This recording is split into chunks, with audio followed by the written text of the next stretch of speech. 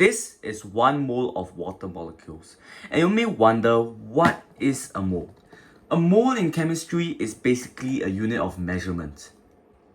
A mole of molecules is basically telling us how many of these molecules there are.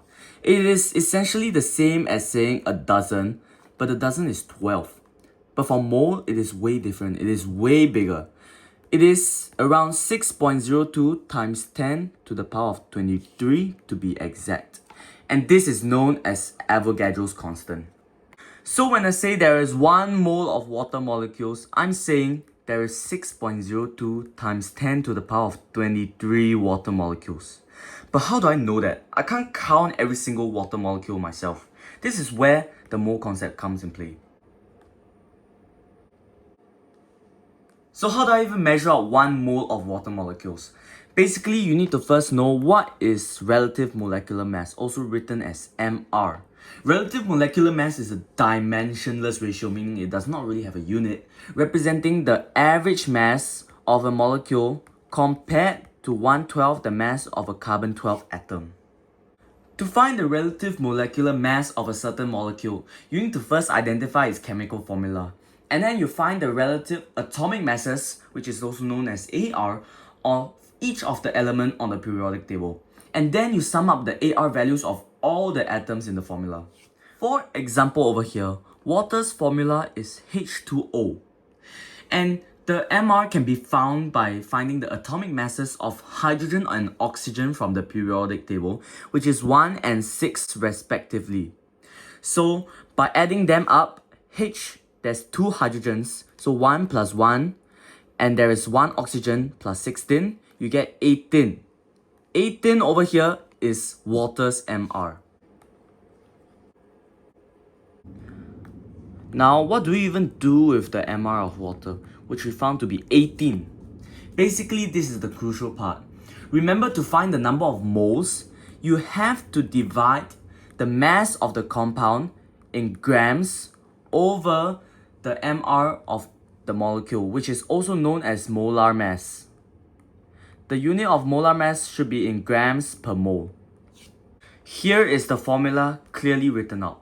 The number of moles is the mass of the compound in grams divided by the molar mass of the compound in grams per mole. So now with this formula I have provided over here, can you try to find the mass of the water I have over here if I told you that there is 1 mole of water molecules inside this bottle here? Pause the video if you need time. If you have found the answer to be 18 grams, congrats, you are right on spot. So how do I derive this value? Basically, you just substitute the values in. As we have 1 mole of water molecule, the mass in grams, which we do not know yet, and we have found the molar mass of the water molecule to be 18. So you can see that the mass over here is just equal to 1 times 18, equals to 18 grams.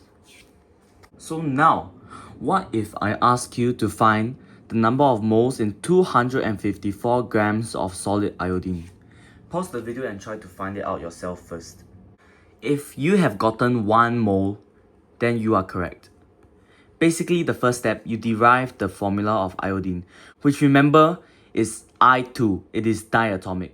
And you find the AR of iodine, the element iodine in the periodic table, which is 127. And then you can find the MR of iodine, which is diatomic, 127 times 2 equals 254. With the MR of iodine over here, we can find the number of moles, which is just 254 divided by 254, and you get 1 mole. Finally, what if I tell you 2 moles of a diatomic gas weighs 142 grams? Can you try to find out what gas is this by finding out the molar mass with this formula over here? With the formula over here, you can find that the molar mass of this gas is actually 71. And since I told you it was a diatomic gas, the elements making up this gas, its AR, it's just 71 divided by 2 equals 35.5. and this corresponds to the element chlorine. Thus, the gas is just chlorine gas. So if you have any questions or suggestions, please drop them in the comments below. Thanks for watching, and I hope the video has helped you to understand the topic better.